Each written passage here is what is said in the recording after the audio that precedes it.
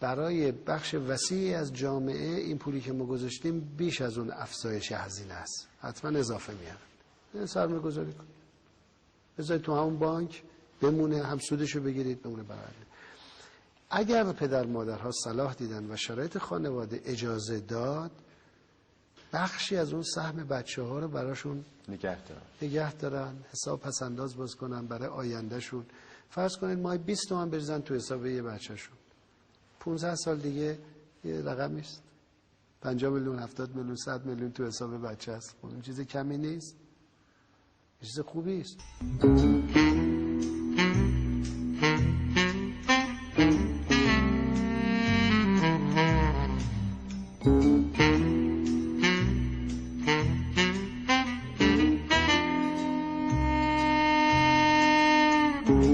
البته که شرایط خانواده اجازه داد، من نمیگم بعضی خانواده ها هزینه های زمین زیادی که الان نمیتونن کنن، بچه ها فشار نیارن باید حتما این کار رو مشورت کنن اگر شد.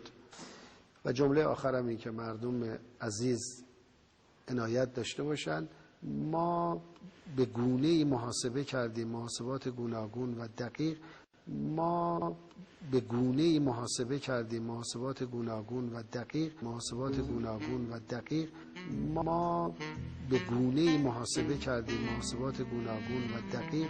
بذارید تو همون بانک بمونه، هم سودشو بگیرید بمونه برنده. 50 میلیون 70 میلیون 100 میلیون تو حساب بچه است. این چیز کمی نیست، چیز خوبی است، چیز خوبی است.